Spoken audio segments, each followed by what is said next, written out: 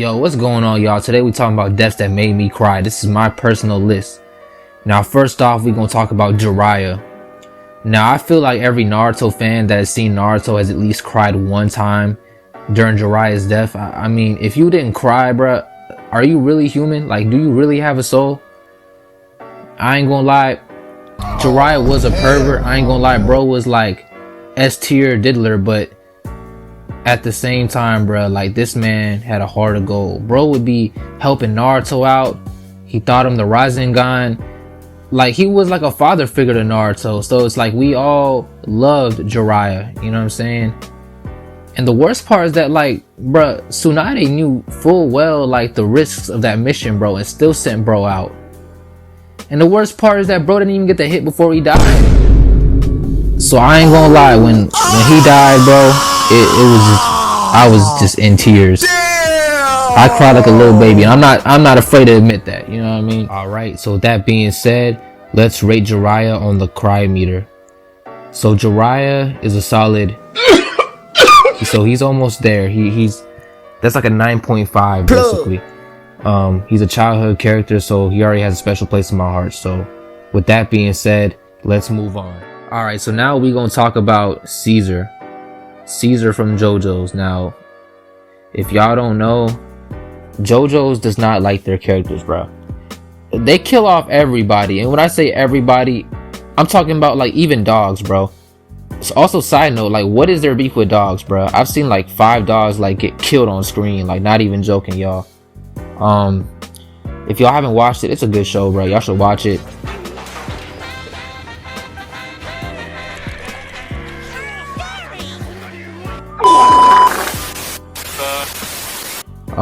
Despite the fan base being, I don't even know what the fan base is, bro. I'm not gonna lie, just watch the show. But anyways, Caesar is like this rich kid, this snobby little kid who, you know what I'm saying, he's out here spitting game. He gets all the hugs, and you know, he's out here charming this girl, and then Joseph's looking at him like, bruh, are you serious? Like, this kid is corny. But they have a little rivalry for a little bit, but eventually, you know, they start getting to know each other, and they become cool, and eventually they become brothers. So basically, Joseph and Caesar, they train, they get better, but eventually they're having to face off against the Pillarmen. So basically, Caesar pulls up on Wamuu, and he's out here, you know what I'm saying, trying to beat this man up, throwing them hands, but sadly it just wasn't enough. Caesar takes a beating. He's basically like on the brink of death, like he's bleeding out, and Wamuu also got pretty messed up too. Even he says like, yo, if it wasn't for like the wind, I don't know how I would have blocked the light. Like, you would have like killed me. So basically, Caesar, he's crippled at this point. He's trying to throw punches at him, but like, it's not doing nothing. And even he's like, yo, bro, stop it, bro. You're not doing nothing to me. You're done.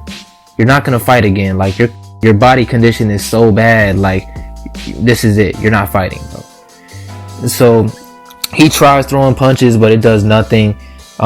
Eventually, Wamuu starts walking away, but then he pulls back up, jumps up on him, and rips the lip ring from out of him and takes the antidote. And before he dies, you know what I'm saying, he's saying that it's a tradition for him to help the Joestars out. He used the last of his Hamon to basically make a bubble to where he has, you know, the antidote and all that stuff in it. And then sadly he gets crushed.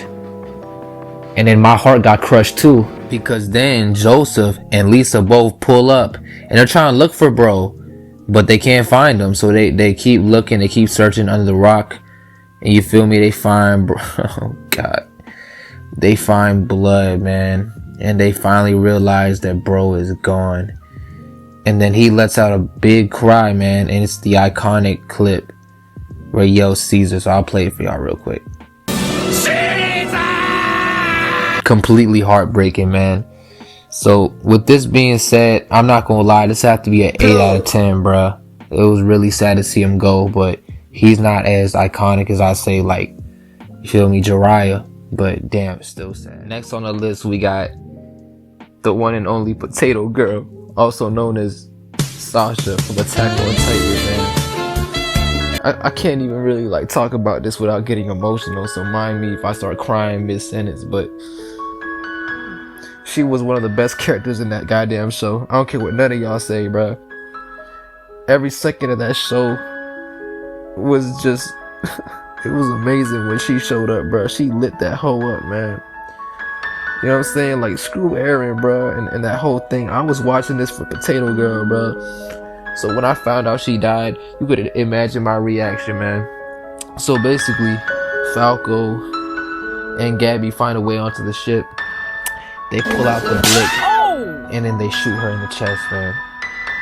And when I found out she died, bruh, I'm not gonna lie, I was sad, man. Like Potato Girl, she just be minding her own business, you know what I'm saying? Like, she be in her own world for real, like eating potatoes, and she was happy. Like, man, all she wanted was potatoes and shit, bro. Like, y'all just killed her, man.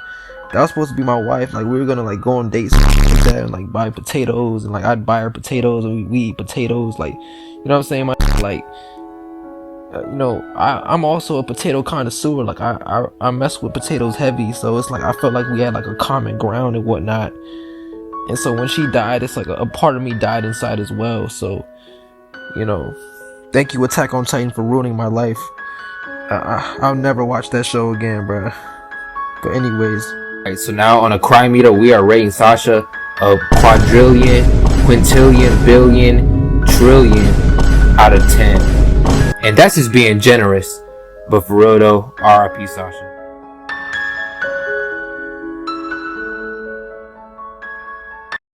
Alright, y'all, so the next death we gonna talk about, and the final one, is Ollie from Squid Game. So we've been talking about a lot of like animated characters, but we're gonna switch it up for this last one.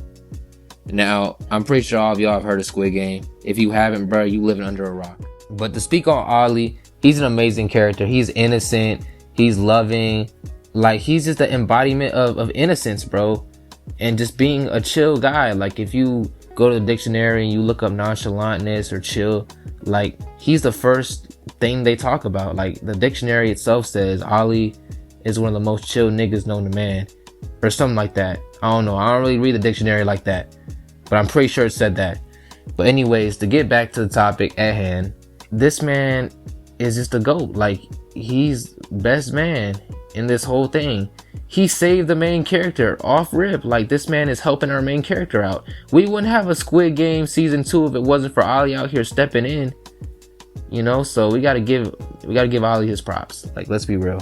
But yeah, this man would be straight up apologizing for like the most minor inconvenience, bro. Like, if he felt that, you know what I'm saying, he was even making you a little uncomfortable, he'd just be like, yo, thank you, I'm sorry, I didn't mean to do that, like, I'm sorry, sir. Like, he was just so polite. Like, this man was just so innocent, which is why his death, it just hits harder, especially when you know, like, he's trying to provide for his family and whatnot. So the next game is Marbles, and Ollie didn't even know, but he has to go against Sang-woo, and he's trying to like get the guards to like stop the game and, you know, have him get somebody else as a partner, but the game has already begun. So Ollie and Sang-woo go at it, and surprisingly, Ollie is straight up hoeing Sang-woo at this game, man. You would have thought he was like in the NBA of like Marbles, bro, the way he was scoring on this nigga. But anyways, he keeps on destroying Sang-woo, and Sang-woo was losing his spirit. Like, look at this man, bro. He looked like he about to lose faith in everything. And eventually he ends up winning. So Sang-woo is like on the verge of like tears because he knows what's about to happen. So then this evil bastard Sang-woo walks up on Ollie and he's like, hey, listen, bro, we don't know what's gonna happen. Let's split the marbles up and we go our different directions. We split up. But Ollie didn't know that Sang-woo was plotting on him because he didn't want to go out like that, you know, because he's about to get killed. So he's like, all right, we'll meet back here at the end, where the shirt is. And so he gets his share of the marbles, which is fake, it's a bunch of rocks, and he walks around and basically just wastes time until it's time to come back. And then once he pulls back up, bro, he's looking for Sang-woo. Sang-woo already got his share of the marbles and he's going in, bro. He's done. And Ollie finally realizes that he had just made the worst mistake of his life, man. But it was too late because he was done. And then once they shoot him, you could hear the gunshot just echoing through the whole place. And even Sang-woo heard it and he's just like, damn, like, I really just got that whack. Like, god dang. I ain't gonna lie, bruh. Screw Sang-woo, man. Alright, so now on the cry meter, what are we rating Ali? I think for this series, I'll give him a 9. It was a solid death. The betrayal was crazy. I mean, man, what else could you ask for, man? But RIP Ali. And how are we feeling about Sang-woo? I need y'all to like comment. Like, do y'all think he did the right thing betraying him? Like, would you have done the same thing? Or you think he's a L-man? I think Sang-woo was not gonna lie. But anyways, I hope y'all enjoyed the video. I don't know how to do outros, so I'm gonna just say peace out.